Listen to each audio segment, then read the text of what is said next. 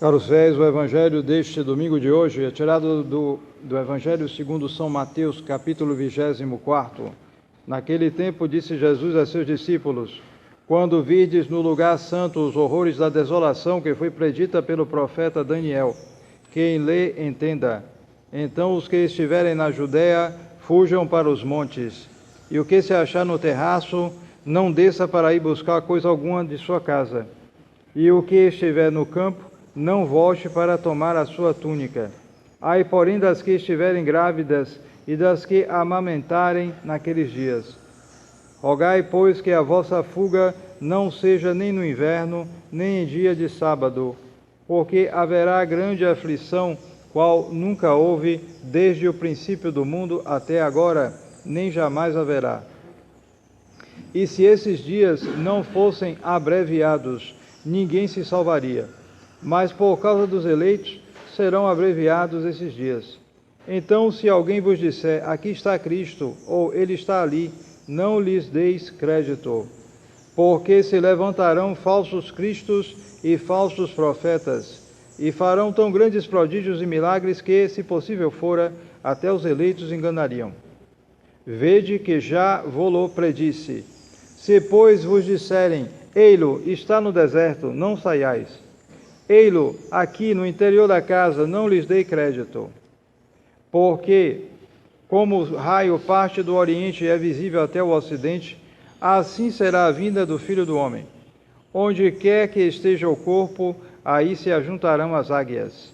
Logo após a tribulação daqueles dias, o sol se escurecerá, a lua não dará mais a sua luz, as estrelas cairão do céu, e as forças do céu serão abaladas. Então aparecerá no céu o sinal do Filho do Homem, vindo sobre as nuvens do céu, com grande poder e glória. E enviará seus anjos com forte clangor de trombetas, e reunirão os eleitos dos quatro ventos, de uma a outra extremidade dos céus. Da figueira aprendei, pois, uma comparação. Quando seus ramos já estão tenros e as folhas brotam, sabeis que está já próximo o verão.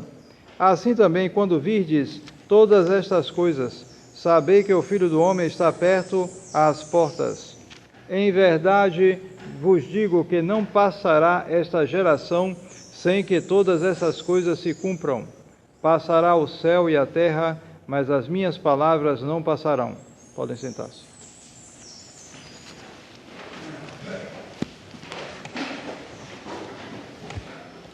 Estamos hoje no 24º e último domingo, ou melhor, 25º domingo e último depois de Pentecostes. É domingo de segunda classe. E amanhã, então, teremos a festa de São Clemente I, Papa e Mártir, festa de terceira classe. Comemora de Santa Felicidade Mártir. Dia 24 de novembro, terça-feira, é a festa de São João da Cruz, confessor e doutor. Comemora de São Crisógono Mártir. Dia 25, quarta-feira, é a festa de Santa Catarina de Alexandria, Virgem e Mártir, festa de terceira classe. Dia 26, é a festa de São Silvestre Abade, festa de terceira classe. Comemora de São Pedro de Alexandria, bispo e mártir. Dia 27, sexta-feira, é dia ferial, mas se comemora, se pode celebrar a missa de Nossa Senhora da Medalha Milagrosa. Dia 28, sábado, é a comemoração da Santíssima Virgem no sábado. O próximo domingo será o primeiro domingo do Advento, início do novo ano litúrgico. Em nome do Pai, e do Filho, e do Espírito Santo. Amém.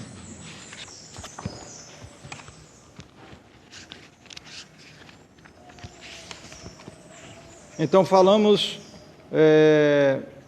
vamos falar, de acordo com o que o Evangelho expõe, falar e pensar nos fins, nas finalidades. Porque nós temos muitos fins hoje. Nós temos nos aproximamos do fim do ano litúrgico. Vocês devem ter notado, é o último domingo do ano litúrgico. O ano litúrgico é diferente do ano civil. O ano civil é fixo, termina sempre no dia 31 de dezembro. Não muda isso. Mas o ano litúrgico, ele muda de final. Ele é baseado no calendário lunar. Então, ele muda. Ele é móvel. Então, nesse ano, ele terminará um pouco antes. Vai terminar ainda no final de novembro. Mas o último domingo é hoje. Então, nós temos um fim do ano litúrgico. E a igreja coloca como evangelho deste último domingo uma palavra longa de Nosso Senhor, uma profecia de fato, que fala de dois fins, duas finalidades. Isto numa perspectiva profética. Ou seja, a perspectiva profética não é uma perspectiva natural como nós fazemos, usando o tempo de uma maneira ordenada, vem uma coisa, depois outra. Não, na visão profética, muitas vezes as coisas são imbricadas uma na outra, de modo que não aparece tão claro assim. Mas dá para distinguir dois fins. Primeiro, o fim de Jerusalém, o fim da religião judaica, e depois o fim do mundo.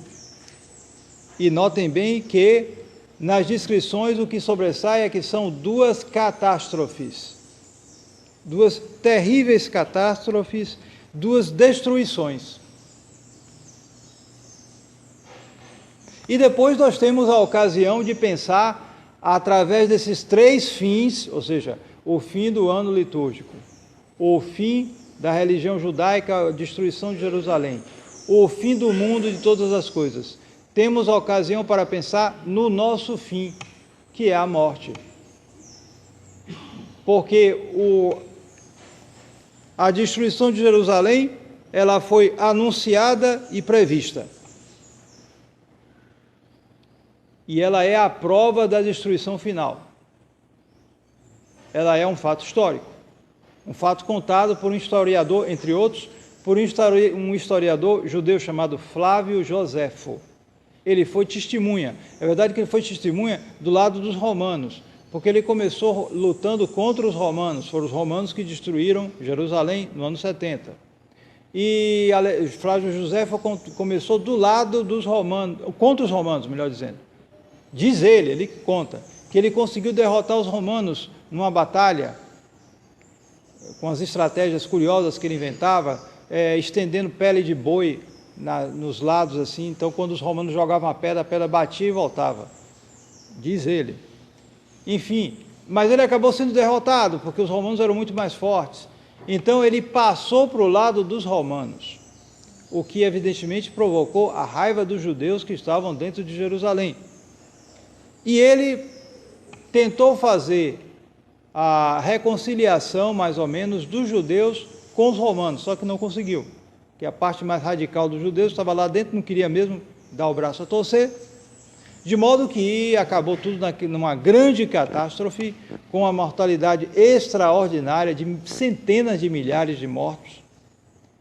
E Flávio Joséfo foi testemunha disso e escreveu isso. Nós temos, até hoje, mesmo em português, as chamadas guerras judaicas de Flávio Joséfo, onde ele conta tudo isso. Ele tem também a história dos hebreus, e ele conta tudo isso. Então,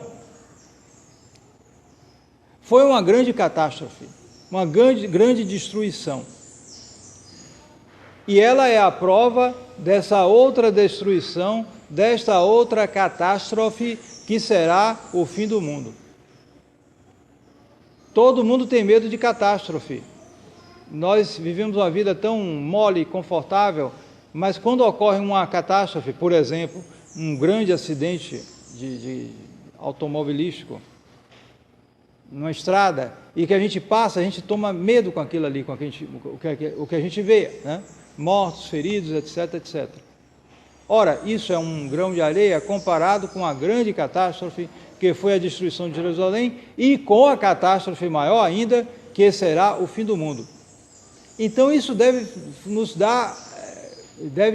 dar motivo a nós de pensar no nosso fim, na morte. Será uma catástrofe também?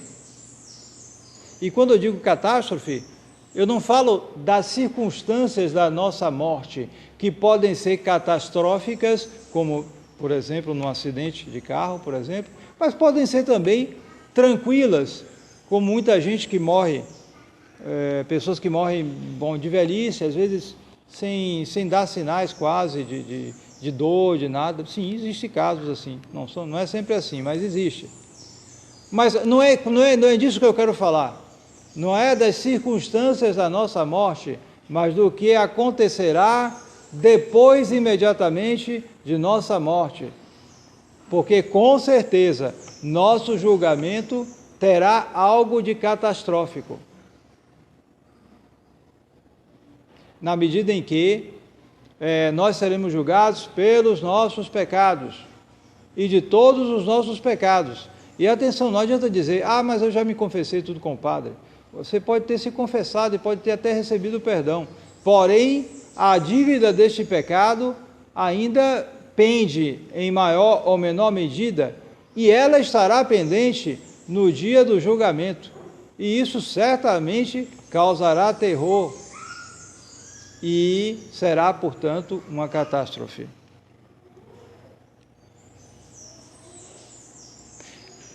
E esse julgamento individual nosso nos colocará definitivamente no nosso lugar.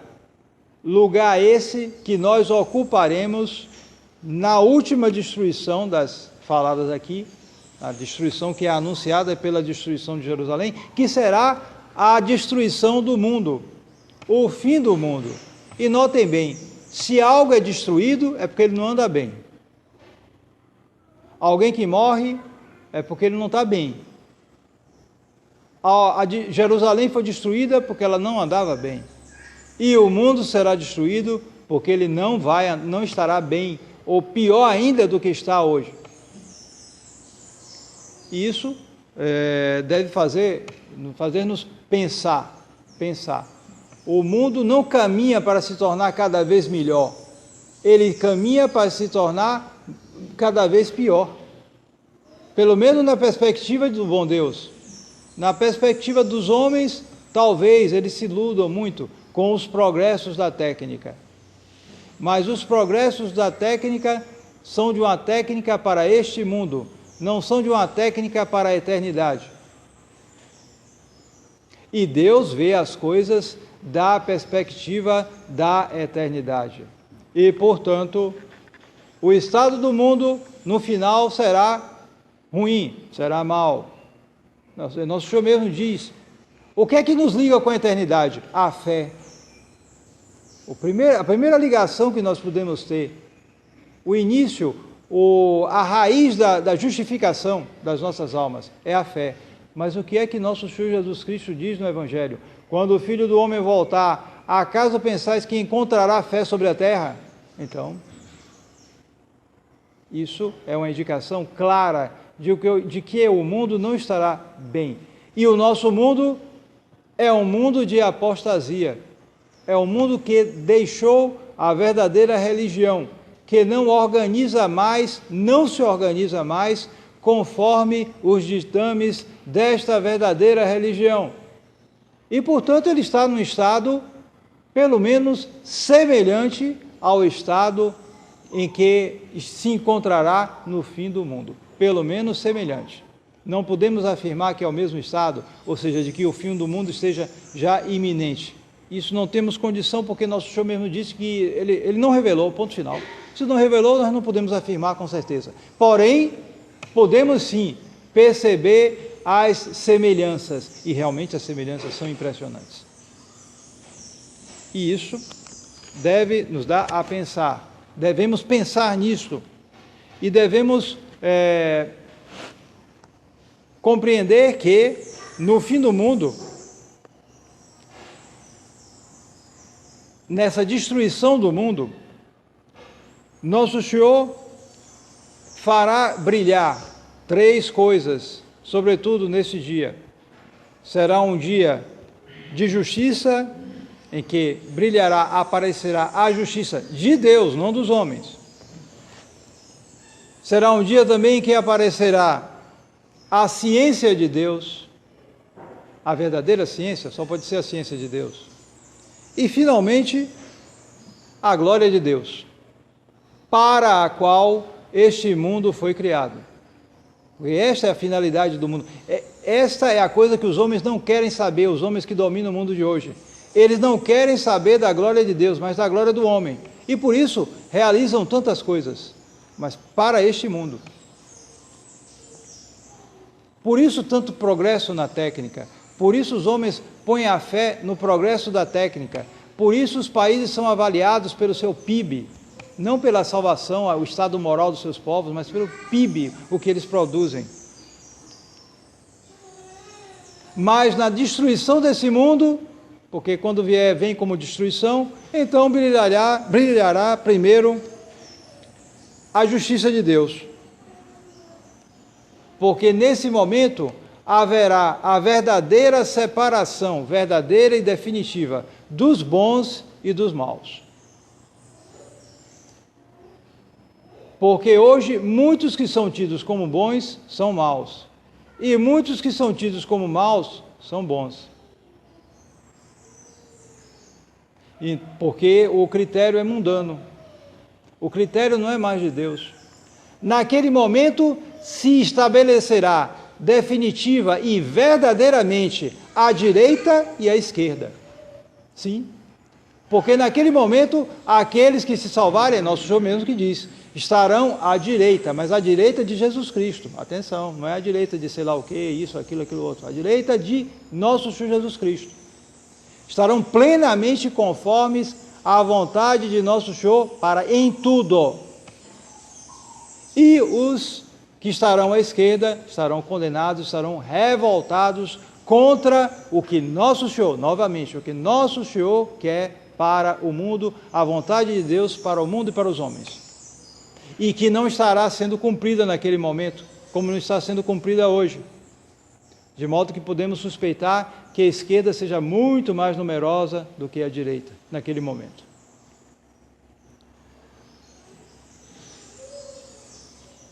E então os bons compreenderão o porquê de suas tribulações. Porque o fim do mundo será também algo, terá algo semelhante com o que nós temos agora, onde as pessoas que procuram o bem têm tribulações, são mais atribuladas. E aqueles que procuram o mundo têm uma vida mais fácil. Nem sempre. Inclusive, quando eles não têm uma vida fácil, é sinal que Deus está os chamando. Uma pessoa que procura o mundo e sofre, é uma graça de Deus. Nosso Senhor está querendo tirar. Mas quando ele procura o mundo e tudo vai bem, aí é sinal, o sinal é ruim mesmo. Cuidado, tome muito cuidado. Mas aquele que procura a Deus e sofre, enfim, é o sinal de que nosso Senhor está com ele. Mas ele não compreende direito enquanto ele está nesse mundo. Só vai compreender no fim do mundo. Quando tudo aparecerá claro, quando tantos mundanos, coitados, estarão condenados e revoltados no inferno, à esquerda de nosso Senhor Jesus Cristo.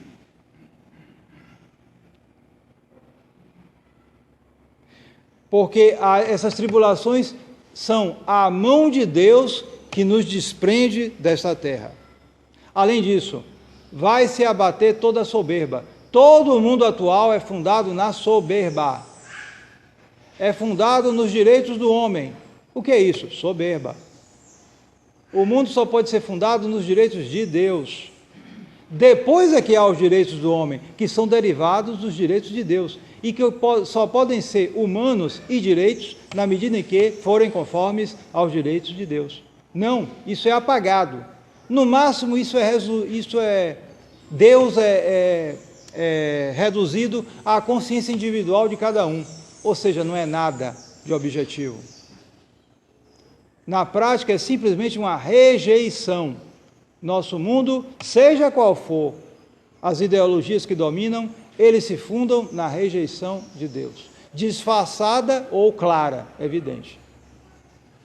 Então, fundado então na soberba do homem.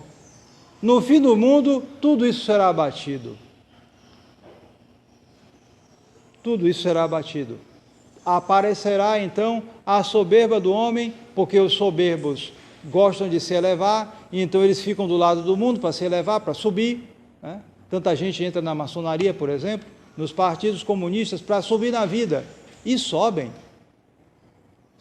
é verdade, mas ali naquele momento aparecerá que toda essa ascensão é ilusória, pelo contrário, foi cavar um buraco no chão que não tem mais fim, que foi parar no inferno.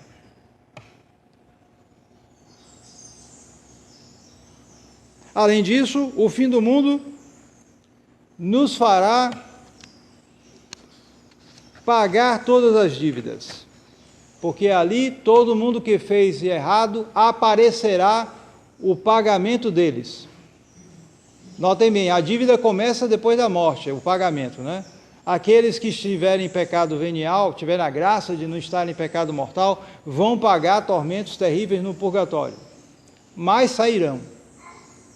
Mas aqueles que estiverem em pecado mortal não terminarão mais de pagar, porque irão para o inferno. E do inferno ninguém sai. O pagamento é com juros que se multiplicam sobre juros, parecendo com esse sistema bancário de hoje. Juros em cima de nada, juros em cima de dinheiro que não existe, juros e não acaba mais. Então vai ser mais ou menos isso. Só que bem mais severo. É Deus aí que vai contar. E a pessoa não vai mais sair dali. Mas isso ficará claro no dia do julgamento. Então aparecerá claramente o pagamento de cada um. E se verá o tamanho, o montante da dívida, mas se verá também o lucro que foi sofrendo nesse mundo por causa de Nosso Senhor, por causa da verdadeira religião. Depois, no fim do mundo se mostrará a ciência de Deus. Será o dia da sua ciência. Porque aparecerá a pessoa de cada um como ela é. Porque hoje nós vivemos num mundo de mascarados, não por causa da epidemia. Bom, isso aí já é mais algo a mais. Mas as pessoas já são mascaradas mesmo sem epidemia. Elas se mascaram porque elas querem mostrar um exterior que não corresponde ao interior. A marca do mundo é a falta de transparência. A marca do mundo é aparecer bem, não estar bem, porque estar bem é algo que envolve todo o ser humano, envolve sobretudo a alma, o que implica necessariamente o estado de graça, e as pessoas, a grande maioria, não vivem em estado de graça, não querem saber de Deus. Então elas se maquiam, querem aparecer como bem. A imprensa, a imagem só faz aumentar de uma maneira exponencial esta tendência à falsidade do ser humano. Mas no fim do mundo não, tudo vai aparecer claro, porque vai aparecer quem é bom e quem é mau, vai aparecer quem está no inferno e quem está no céu. Cada um aparecerá tal como viveu. Tal como viveu. Sua vida é seu destino. Ali estará claro tudo. Aparecerão, já que a gente aparecerá como nós vivemos, né? Aparecerão então também todas as nossas ações, internas ou externas, porque dentro da tendência do ser humano para se fixar na aparência, ele gosta de ações externas, mas não quer disfarçar as internas. Mas naquele momento não, tudo vai aparecer claríssimo, sem qualquer dúvida. Também aparecerá todos os pensamentos e desejos do coração. Tudo vai aparecer claro, todos esses maus desejos que as pessoas guardam dentro delas e que não chegam à ação, mas que lá dentro ficam guardando. Ficam com a alma envenenada, inchada, tudo aquilo vai explodir no dia do julgamento. No dia do julgamento individual, claro, tudo isso aparecerá, a pessoa será julgada, mas aquilo será revelado publicamente no dia do julgamento final. E finalmente também todos os nossos escândalos. Penso que pouca gente pensa nisso. Nós não somente pecamos por nossas ações externas, ou por nossos sentimentos e pensamentos consentidos, maus, mas nós também pecamos, podemos pecar por escândalo. Então, o escândalo é quando nós nos tornamos ocasião de pecado para o outro. Então, outro pode cair em pecado por nossa causa? Sim, pode. Quando nós damos ocasião a isso. É verdade que o outro tem sua culpa, e que essa culpa normalmente é maior, mas a nossa também existe, pode existir se nós dermos ocasião, e pode ser também grande, e pode ser mortal. Um exemplo disso é a questão das vestes, das roupas, por exemplo. Então, uma pessoa pode ser causa do pecado de uma outra por causa da ruindade das suas vestes. Isso a pessoa não se dá conta, porque se veste com leviandade. As pessoas que se vestem mal, em geral, a primeira causa é essa, leviandade. Não se dá conta, não liga, é superficial. Então, não se dá conta e outras pessoas podem ser tentadas e cair em pecado por causa disso. Então, há culpa também nelas. Também por ditos, palavras, conversas, má conduta que a pessoa dá, tudo isso, a medida para se contabilizar isso é muito difícil, é verdade. Mas nosso Senhor, sim, sabe contabilizar, Ele é um perfeito contabilista, e isso aparecerá também. E não somente vai aparecer para você, vai aparecer para você no dia da sua morte, mas aparecerá para todo mundo no dia do julgamento final, quando se publicarão todas as coisas. E finalmente será o dia da glória de nosso Senhor. Nesse dia, sim, nosso Senhor aparecerá claramente como Rei do Universo, como Rei e como Juiz. Ele que foi desconhecido como Deus, e como homem ele foi atormentado. Quando ele veio aqui no mundo, esse foi o resultado.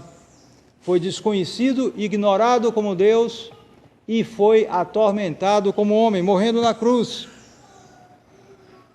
E foi julgado pelos homens. Nesse dia não. No dia da glória será o inverso. Os atormentados serão os condenados. E nosso Senhor será o grande juiz. Então será justo que no fim do mundo nosso Senhor julgue a todos. Então essas breves considerações sobre esses fins façam a gente cumprir aquela palavra da Escritura: memorare novissima et in aeterno non peccabis. Lembrem-se das coisas finais e não pecarão nunca. Aquele que considera essas coisas, e daí porque os retiros, eles sempre insistem nisso, chamados novíssimos, né? As últimas coisas que acontecerão conosco: morte, juízo, inferno e paraíso. Essas últimas coisas têm que ser sempre lembradas, e eu diria até têm que ser primeiramente lembradas. Elas são últimas, mas têm que ser primeiramente lembradas, porque se fizermos isso, nossa vida será retificada. Então, no novo começo de ano litúrgico, no próximo domingo, é um começo de penitência. O tempo do Advento é um tempo de penitência menor do que a Páscoa, mas é sempre um tempo de penitência. Então, tenhamos em mente isso. Um novo começo, um começo de penitência, de atenção a essas coisas e de mudança de vida necessária, porque tudo isso será contado no dia do juízo nosso. As ocasiões que nós tivemos de mudar e que nós não mudamos por causa de nossa negligência. Em nome do Pai, e do Filho, e do Espírito Santo. Amém.